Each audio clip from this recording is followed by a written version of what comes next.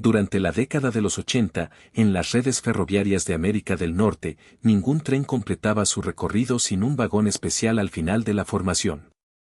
Dentro de ese vagón siempre había alguien cuya responsabilidad era observar el estado general del tren y garantizar que todo marchara con seguridad durante el trayecto. Solemos imaginar que el último vagón de un tren no tiene ninguna función particular, que simplemente cierra la fila sin aportar nada. Sin embargo, la realidad es completamente distinta, ya que esos vagones especiales evitaron durante muchos años que los trenes sufrieran accidentes graves. En su interior se registraban golpes extraños, movimientos inesperados y fallos en los sistemas de enganche, tareas que hoy en día intentan cubrir simultáneamente decenas de sistemas electrónicos sofisticados. A lo largo de este texto exploraremos cómo funcionaba ese vagón de cola antes de que llegara la automatización y por qué su eliminación sigue siendo un tema que genera debate hasta el día de hoy. Al terminar de leer, entenderán por qué precisamente ese último vagón fue responsable de salvar miles de vidas a lo largo de varias décadas. Retrocedamos en el tiempo y adentrémonos en el funcionamiento real de ese vagón que cerraba cada convoy ferroviario. Comencemos por echar un vistazo al interior del vagón cabina y entender cómo estaba organizado en la práctica.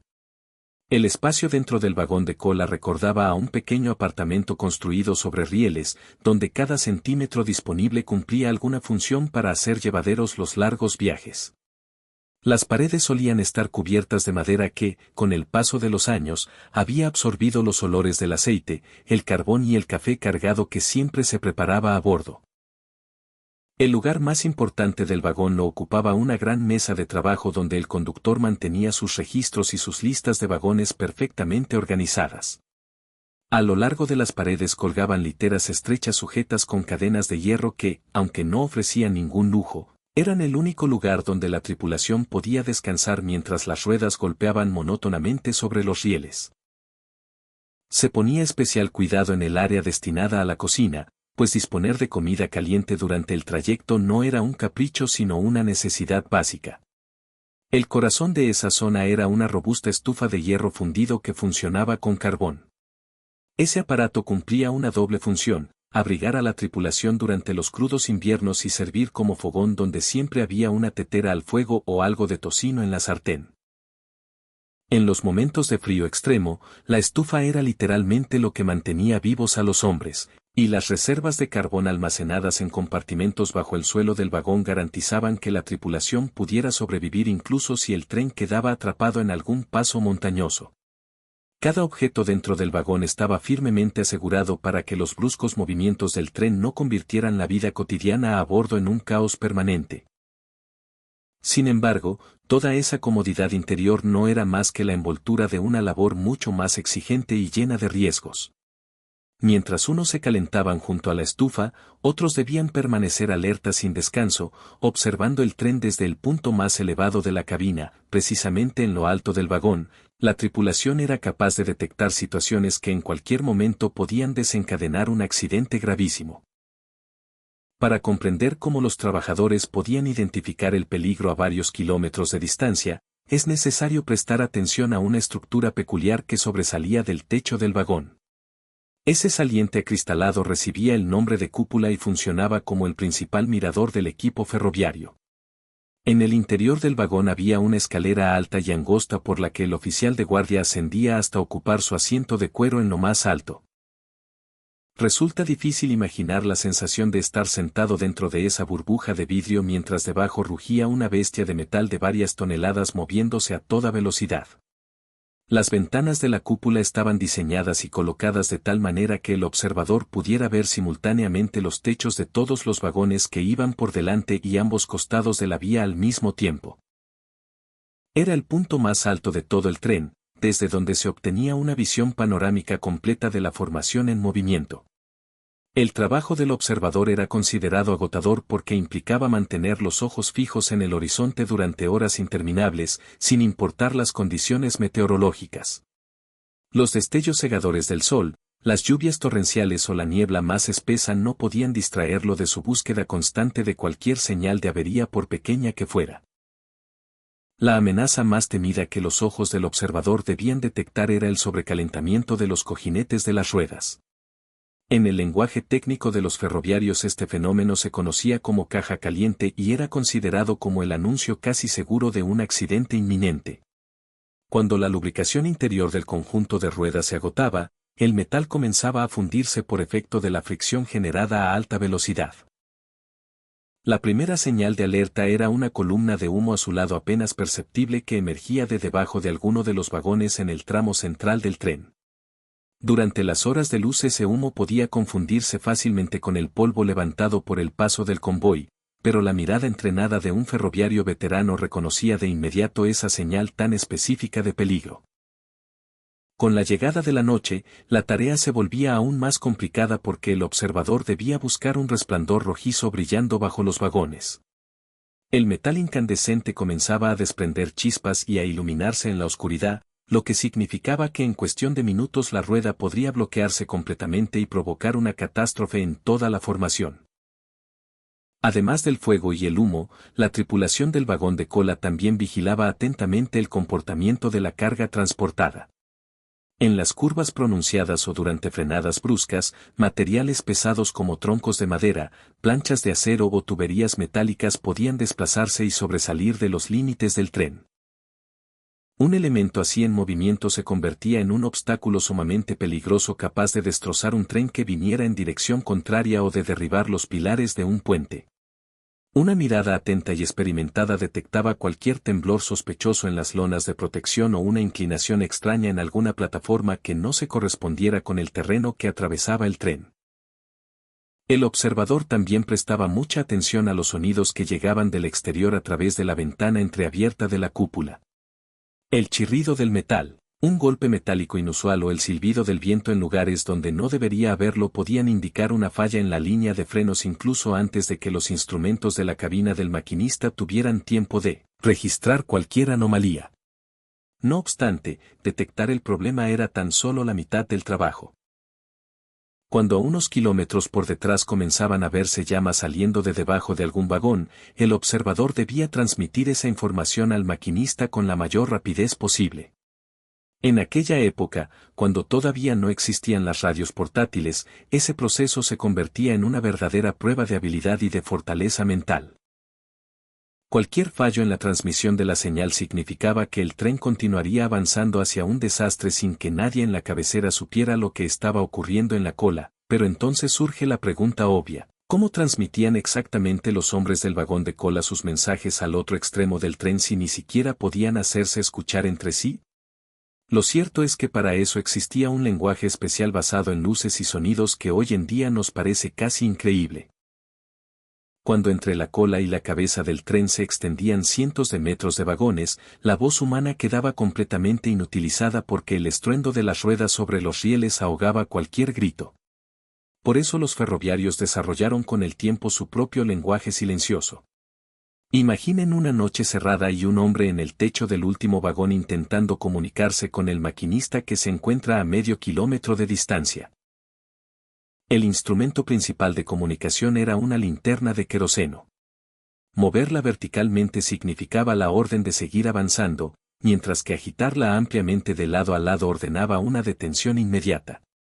Esos gestos eran el único puente de comunicación entre dos extremos del tren y cualquier error en su interpretación podía desencadenar una colisión entre gigantes de acero de varias toneladas. Durante el día las linternas eran reemplazadas por las manos desnudas o por banderas de colores, y cada movimiento se ensayaba hasta convertirse en un reflejo automático. Es difícil imaginar lo complicado que debía de ser controlar una máquina semejante utilizando únicamente señales manuales en medio de la niebla o una tormenta de nieve. Para confirmar que la orden había sido recibida y comprendida, el maquinista respondía con el silbato de la locomotora. Era un sistema elaborado de códigos compuesto por combinaciones de silbidos largos y cortos. Un silbido breve indicaba frenada y dos largos marcaban el inicio del movimiento. Si desde el vagón de cola se detectaba una avería grave, el revisor emitía una señal de alarma con la linterna y la locomotora respondía con una serie de silbidos agudos que resonaban en el ambiente y que se sentían casi físicamente. Las petardas de señalización también jugaban un papel fundamental porque se colocaban directamente sobre los rieles detrás del tren cuando éste realizaba una parada de emergencia. Al pasar el siguiente tren por encima de ella se producía una fuerte explosión que alertaba al maquinista de que había un obstáculo por delante. La tripulación del vagón de cola vivía en un estado de tensión permanente, captando cada sonido y cada destello de luz con absoluta concentración. En ese sistema no había margen para los errores porque las vidas de todos dependían de la precisión con que se leían e interpretaban las señales. Sin embargo, el vagón de cola no era únicamente un puesto de observación y un centro de comunicaciones, sino también el núcleo legal y administrativo del tren. Todas las órdenes recibidas, las señales intercambiadas y los incidentes ocurridos durante el trayecto debían quedar registrados por escrito para que el viaje tuviera validez legal. Resulta difícil imaginarse lo complicado que era llevar registros precisos en un cuaderno cuando el vagón se sacudía y se balanceaba sin cesar sobre vías en mal estado. Pero era precisamente en esa mesa de trabajo, bajo la luz tenue de una lámpara, donde se resolvían cuestiones de responsabilidad sobre cargamentos valorados en millones de dólares, y cada firma estampada en esos documentos tenía el mismo valor legal que un escrito judicial. Si la locomotora era el motor del tren, el vagón cabina era su centro de mando. En el medio del vagón siempre había una mesa sólida detrás de la cual trabajaba el revisor, quien actuaba como el verdadero capitán de toda la formación. La seguridad del tren no dependía únicamente de los frenos sino también de esos registros escritos a mano. En el diario principal se anotaba cada detalle relevante, el peso de cada vagón, el tipo de mercancía transportada y la hora exacta de paso por cada estación. Antes de partir, el conductor recorría personalmente todo el tren cotejando los números pintados en los costados de acero de los vagones con las cifras anotadas en sus registros. Si en la lista figuraban 100 vagones y en realidad solo había 99, el tren no tenía autorización para abandonar la estación. Trabajar con documentos durante el viaje era una lucha constante contra el movimiento del vagón. Los papeles debían sujetarse con pinzas pesadas para que no salieran volando con cada sacudida. El revisor era el responsable directo de cada precinto colocado en las puertas de los vagones de carga. Un precinto roto podía derivar en un proceso judicial y era la persona a cargo del vagón de cola quien asumía toda la responsabilidad legal ante esa situación. Su firma transformaba la composición de vagones en un objeto oficial protegido por la ley. El registro escrito también era fundamental para la seguridad operativa. En los diarios se documentaban todos los casos de sobrecalentamiento de ruedas y todos los defectos detectados en la vía. Si en algún tramo los rieles mostraban movimiento o inestabilidad, el conductor lo anotaba para que los equipos de mantenimiento pudieran intervenir. Esos registros se convertían en las principales pruebas documentales en caso de accidente, permitiendo reconstruir los hechos minuto a minuto. En el interior del vagón cabina reinaba siempre la concentración más absoluta porque perder un solo recibo podía exponer a la empresa ferroviaria a sanciones económicas enormes. Sin embargo, a comienzos de la década de los 80, una amenaza comenzó a cernirse sobre ese sistema tan bien rodado. Los ingenieros habían desarrollado algo que no necesitaba alimentarse ni calentarse, algo que no se cansaba ni se distraía, y ese invento estaba a punto de propinar un golpe brutal a toda una profesión. A principios de los años 80 empezaron a aparecer unos extraños aparatos en los enganches de los últimos vagones de los trenes.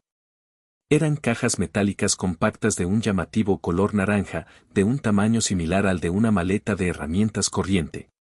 Oficialmente recibían el nombre de dispositivos de telemetría de la cola del tren, pero para los ferroviarios veteranos aquellos aparatos se asemejaban a la sentencia definitiva de sus carreras. Era difícil aceptar que décadas de experiencia acumulada y de intuición desarrollada en las vías pudieran ser sustituidas de repente por un aparato de apenas 15 kilogramos. El dispositivo se acoplaba a la unión estándar del último vagón y se conectaba a la manguera de aire del sistema de frenos. En su interior no había nada más que un conjunto de microcircuitos, sensores de presión y un potente transmisor de radio alimentado por baterías. El gran acierto de ese dispositivo era que podía realizar la función más crítica que desempeñaba la tripulación del vagón de cola, vigilar el estado del sistema de frenos. Cada segundo el sensor medía la presión del aire en el largo tubo que recorría todo el tren de extremo a extremo y enviaba esos datos al instante directamente a la cabina del maquinista. Antes el revisor tenía que estar pendiente constantemente del manómetro instalado en el vagón de cola y comparar sus lecturas con las de la cabeza del tren mediante señales o llamadas de radio. Ahora todas esas cifras aparecían directamente en una pequeña pantalla frente a los ojos del maquinista sin ningún intermediario. Además de controlar la presión, el dispositivo también era capaz de detectar los más mínimos movimientos del tren. En su interior se había instalado un sensor que registraba cuando el tren comenzaba a deslizarse de forma involuntaria o cuando la cola del convoy experimentaba una sacudida brusca provocada por la rotura de un enganche. En la parte superior del dispositivo se había montado una potente luz intermitente de color rojo que advertía a todo el entorno de que ese punto marcaba el final del tren. Esa luz funcionaba de manera completamente autónoma, encendiéndose sola al caer la noche sin que nadie tuviera que abastecerla de queroseno. La electrónica no conocía el agotamiento, no necesitaba hacer pausas para comer y nunca perdía la concentración mientras tomaba un café. Las compañías ferroviarias comprendieron rápidamente que esa pequeña caja naranja podía realizar casi todo lo que hacían las personas en el vagón de cola pero a un costo incomparablemente menor.